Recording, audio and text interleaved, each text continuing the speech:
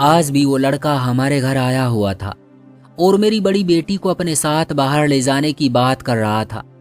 अभी मैं उसे कोई सही जवाब देकर मना करने को सोच रही थी कि मेरी बड़ी बेटी बाहर जाने का सुनकर खुशी से खड़ी हो गई और मुझसे पूछे बिना ही तैयारी करने चली गई।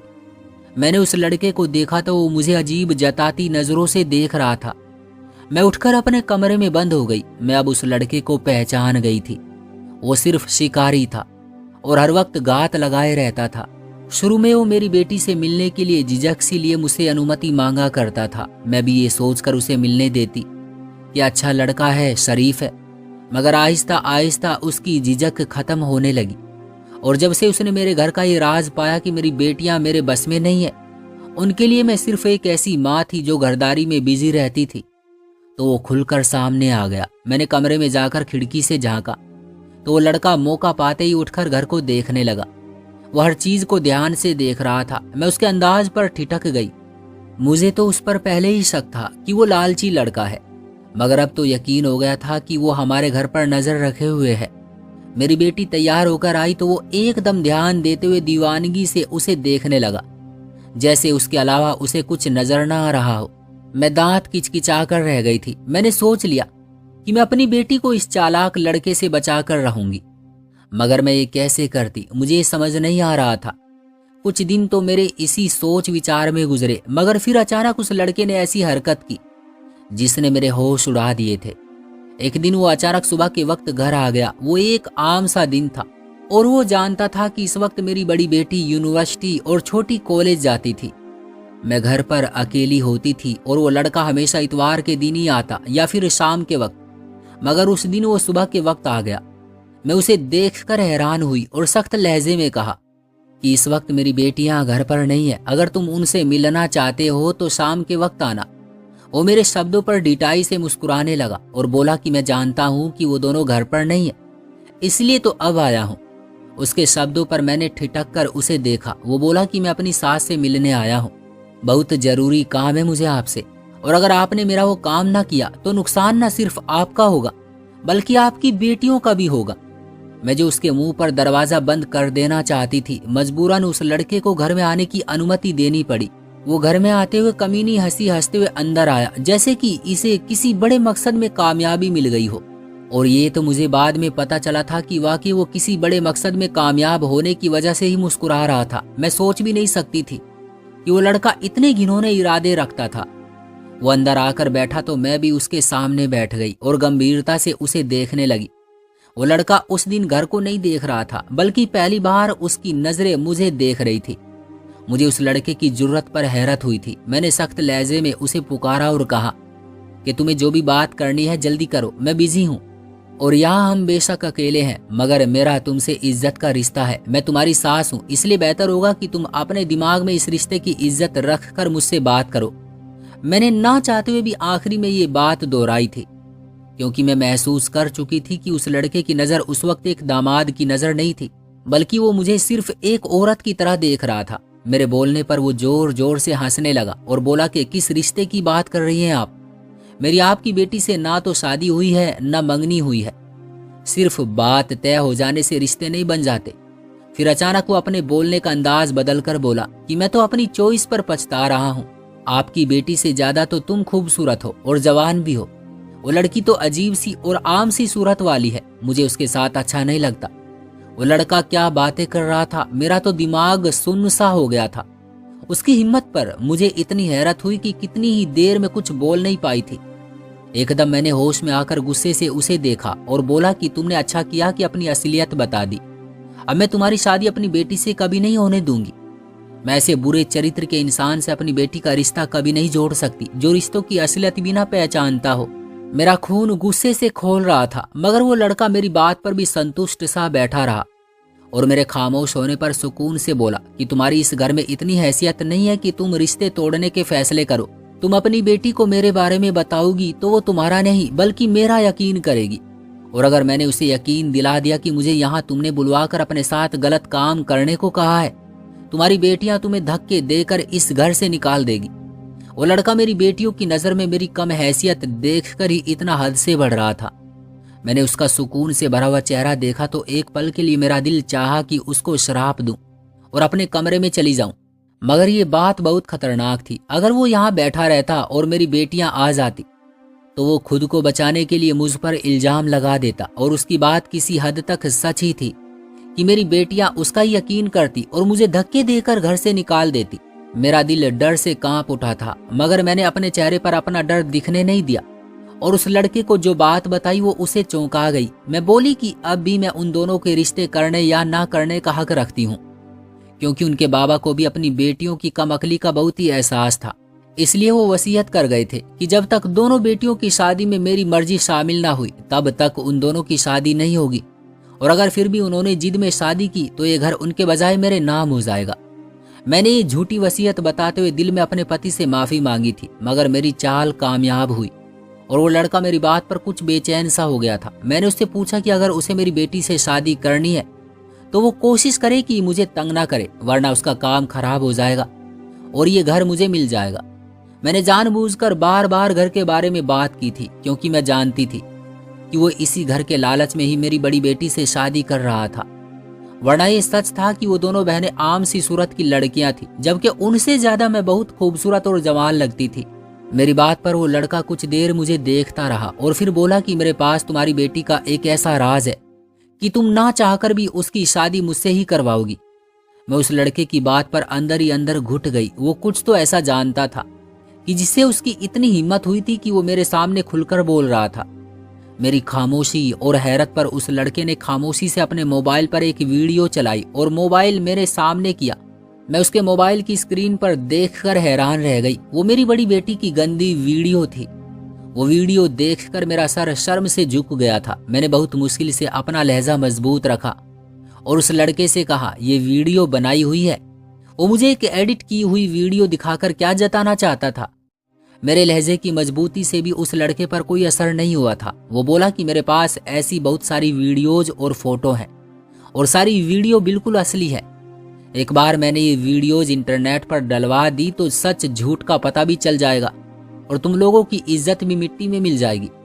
मैंने परेशानी से उस लड़के से पूछा कि आखिर तुम ये सब दिखाकर क्या चाहते हो? मेरे सवाल पर वो सुकून से मुस्कुराया, जैसे वो इसी सवाल का इंतजार कर रहा था। वो मोबाइल रखकर सुकून से मुझे देखते हुए जो शब्द बोला वो मेरे होश उड़ा गया था। वो लड़का मुझसे इन वीडियो के बदले मेरा जिस्म मांग रहा था। मैं जानती थी वो बुरा और लालची लड़का था और वो जो वीडियोज दिखा चुका था उससे मुझे ये भी अंदाजा हो गया कि ये हवस से भरा हुआ भी है, मगर वो हवस और लालच में इतना अंधा था कि मेरा और अपना रिश्ता भी भूल गया। मैं सोच भी नहीं सकती थी, मैं गम से निढाल हो रही थी। मेरी बेबसी ये थी कि मेरा कोई वारिस न था, घर में कोई मर्द भी नहीं था जिसकी धमकी मैं उसे देती। बस 2 बेटियां थी जिनकी नजर में मैं ना भरोसे के लायक थी और ना ही जरूरी थी। मैं जवान थी, खूबसूरत थी और विधवा थी, मगर मैं इज्जतदार और शरीफ औरत थी। मैं अपनी इज्जत के लिए उस लड़के का मुंह तोड़ने की हिम्मत भी रखती थी, मगर उस लड़के की हैसियत मुझे कोई भी कदम उठाने से रोक रही थी। मेरी बड़ी बेटी का उस लड़के से रिश्ता हो चुका था और उस लड़के पर अंधे विश्वास का एक सबूत तो मैं देख ही चुकी थी कि उस कमअक्ल लड़की ने उस घटिया लड़के को अपने आप को भी सौंप दिया था। मैं समझ नहीं पा रही थी कि उस लड़के को कैसे मना करूं, ऐसा क्या करूं कि फिलहाल के लिए मुसीबत टल जाए।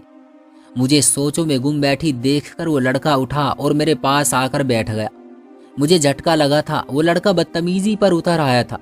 वो मेरा हाथ पकड़कर बोला कि उसने ये मुझे हासिल करने के लिए क्या क्या किया है।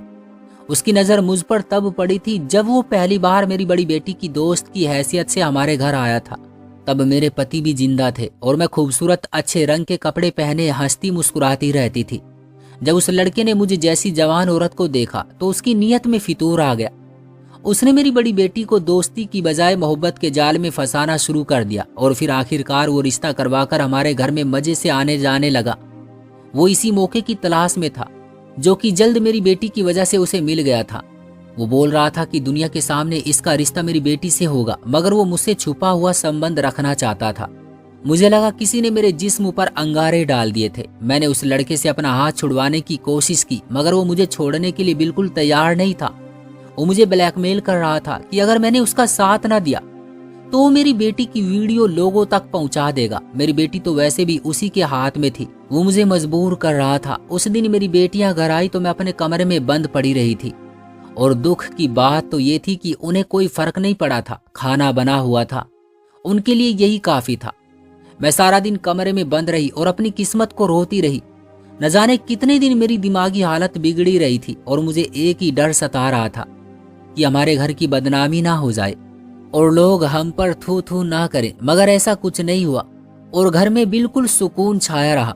वो लड़का अब भी हमारे घर आता था, मगर अब मैं उसकी मौजूदगी में बिल्कुल ही कमरे से बाहर नहीं निकलती थी।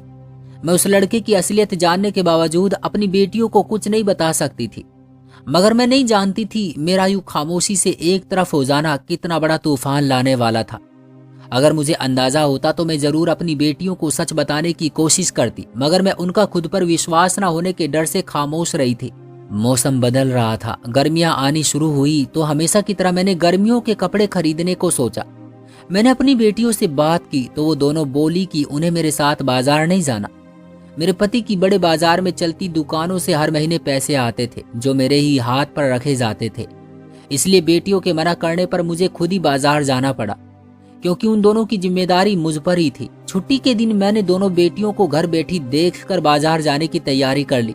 मैं बाजार के लिए निकली तो पीछे कुछ ही देर बाद मेरी बड़ी बेटी भी दोस्तों से मिलने के बहाने घर से निकल गई और छोटी बेटी अकेली घर पर रुक गई। मैं बाजार पहुंची तो याद आया कि मैं पैसे घर छोड़ आई हूँ। मैं सर पर हाथ मारती फौरन घर के लिए निकली। मैंने घर में कदम रखा तो बिल्कुल खामोशी महसूस हुई। मेरा माथा ठनका था। मेरी बेटियों की मौजूदगी में इतनी खामोशी कभी नहीं होती थी। मैं अपने कमरे में जाने की बजाय बड़ी बेटी के कमरे में गई, मगर उसका कमरा बिल्कुल खाली था। मैं छोटी बेटी के कमरे में गई तो दरवाजा खुलने पर जो मंजर मैंने देखा वो मेरे होश उड़ा गया। सामने वही लड़का मौजूद था जो मेरी बड़ी बेटी का होने वाला पति था, मगर उसकी हवस इस घर में अकेली रहने वाली हम 3 जवान औरतों को देखकर इतनी बढ़ चुकी थी कि वो मुझसे पहले मेरी बड़ी बेटी की इज्जत लूट रहा था, फिर मुझे ब्लैकमेल किया, और आज मौका देखकर वो मेरी छोटी बेटी के सर पर पहुंचा हुआ था। मेरी छोटी बेटी खुद को रोते हुए उसकी कैद से छुड़वाने की कोशिश कर रही थी, मगर वो उसे भी यही बोल रहा था कि अगर उसने उस लड़के की बात ना मानी तो वो उसकी बहन की वीडियो इंटरनेट पर छुड़वा देगा। उसकी धमकी की वजह से मेरी छोटी बेटी आवाज नहीं निकाल रही थी, मगर वो डरी हुई थी और बुरी तरह रो रही थी। मैंने ये मंजर देखा तो मेरी आंखें जल उठी और मैंने आओ देखा ना ताओ करीब पड़ा बहुत भारी गुलदान उठाकर पीछे से उस लड़के के सर पर दे मारा। मैंने अपना पूरा जोर लगाकर जान लगाई थी, जिसकी वजह से उस लड़के का सर जख्मी हो गया और वो झटका खाकर जमीन पर गिर पड़ा। मेरी बेटी उठकर मेरे पास आई और मेरे पीछे छुपते हुए रो रो कर उस लड़के की असलियत बताने लगी।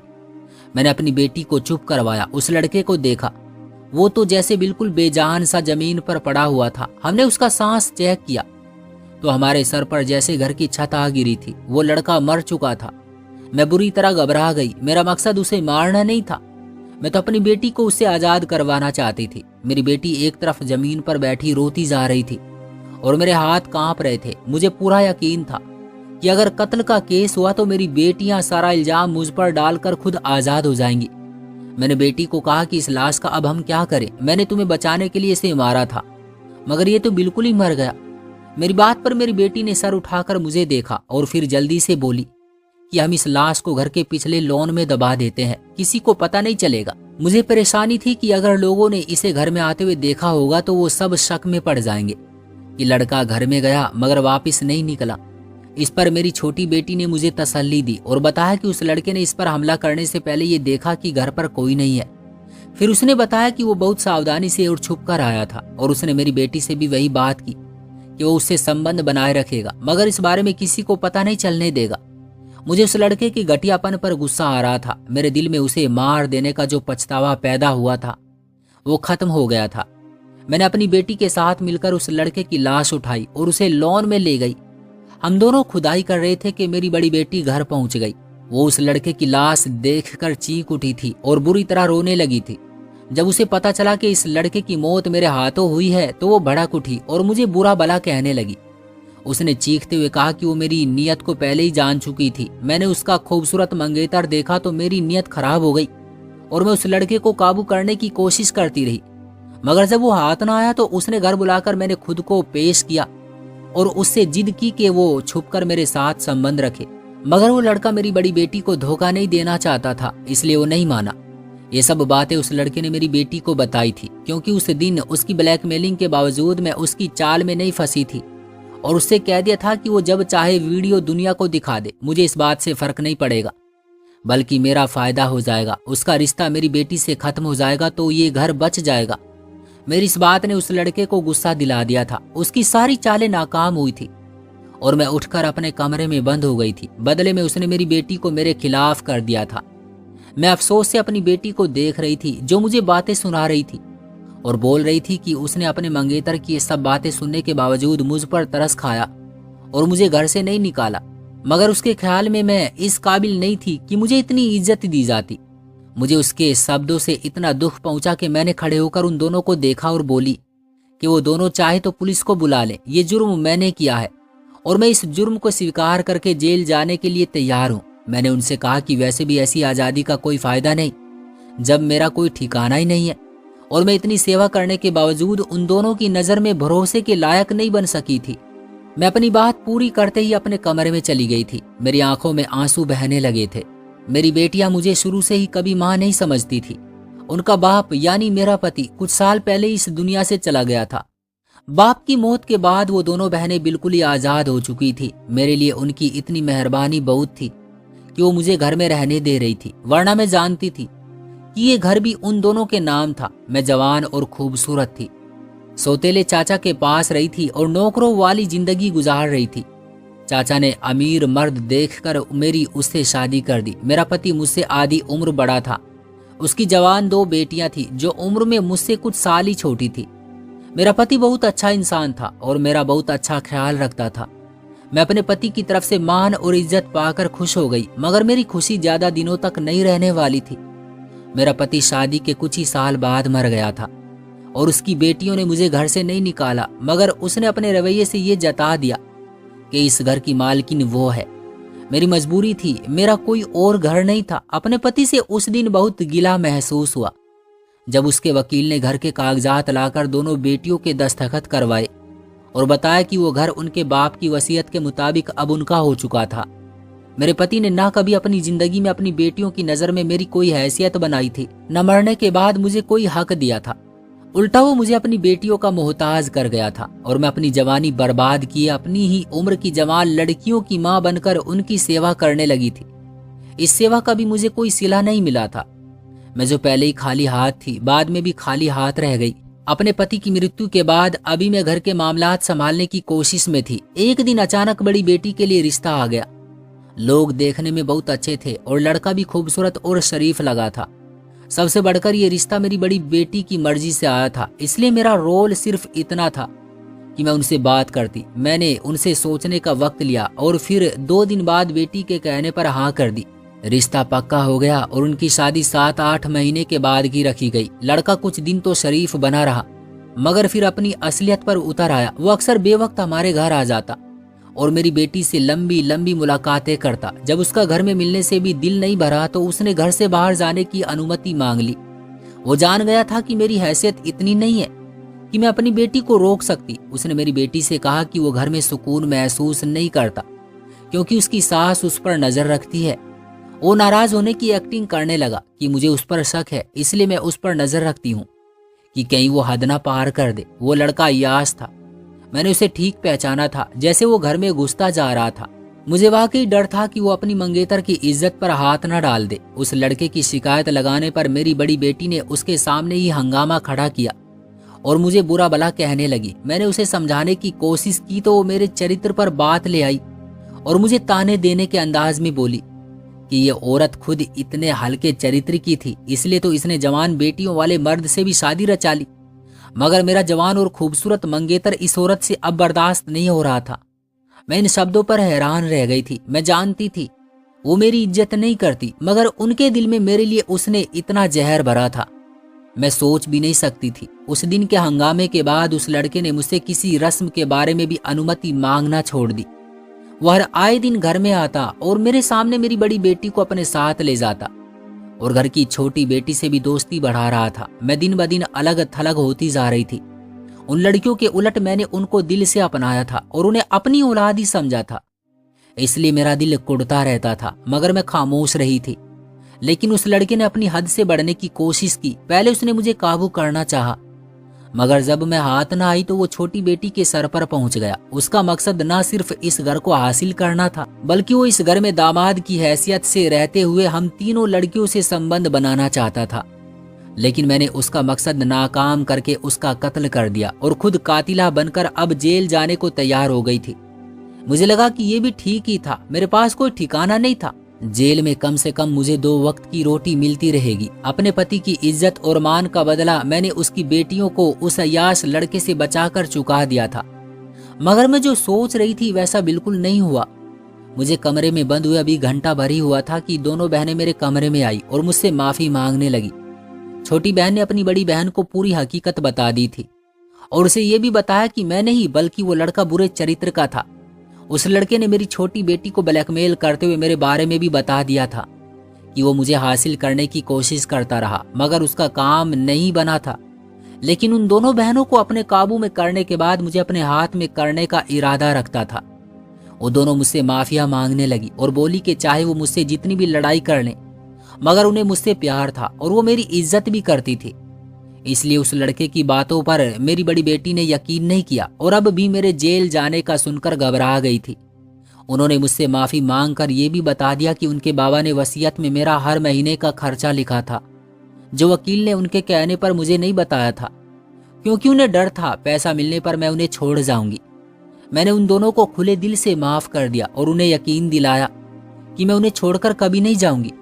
मगर अब परेशानी उस लड़के की लाश की थी जो लॉन में पड़ी थी। मैं और मेरी छोटी बेटी चाहते थे कि उस लाश को चुपचाप लॉन में दबा दिया जाए, मगर मेरी बड़ी बेटी ने समझदारी का काम किया और पुलिस को बुला लिया। पुलिस को हमने लाश दिखाकर सारी बात बता दी। मेरी बड़ी बेटी ने मेरे पति का वकील भी बुला लिया था। वकील ने बहुत ही समझदारी से सारा मामला सुनाया और पुलिस को भी सारी बात बताई। छानबीन जारी रही और मुझे वकील की मेहरबानी से ही छानबीन के बीच घर रहने की इजाजत मिली रही। जब पुलिस ने लड़के के घर वालों की खबर ली तो पता चला कि वो लड़का लावारिस था और जिस मर्द औरत को माँ बाप बनाकर लाया था वो दरअसल उसके बाबा के दोस्त का घर था। उन्होंने पुलिस को साफ साफ बता दिया कि उन्होंने लड़के की जिद पर जाकर रिश्ता मांग लिया था, मगर उन्हें उस लड़के का झूठ बोलना पसंद नहीं आया था। उन दोनों ने लड़के को समझाया था कि वो शादी से पहले लड़की वालों को बता दे कि उसके माँ बाप नहीं है और वो लावारिस है, मगर उस लड़के ने खामोशी अपनाए रखी थी। ये सच पता चलने पर उस लड़के का केस और भी कमजोर हो गया और पुलिस को हमारी बात पर यकीन करना पड़ा। छानबीन और जांच पड़ताल के बीच कुछ महीने के लिए मुझे जेल भी जाना पड़ा था, मगर जल्द ही सच सामने आ गया और अदालत ने इस कत्ल को जान बचाने की वजह बनाकर मुझे बाइज्जत बरी कर दिया। अब मैं अपनी दोनों बेटियों के साथ रहती हूँ। मैं आज भी उनकी माँ की हैसियत से ही रह रही हूँ और वो दोनों भी मुझे माँ वाला मान देती हैं। दोस्तों, आपका क्या कहना है इस कहानी के बारे में? कमेंट बॉक्स में हमें जरूर बताइएगा। वीडियो को लाइक और चैनल को सब्सक्राइब कर लीजिएगा ताकि आने वाली वीडियो आपको तुरंत मिले। मुझे दीजिए अगली वीडियो तक इजाजत। तब तक के लिए धन्यवाद।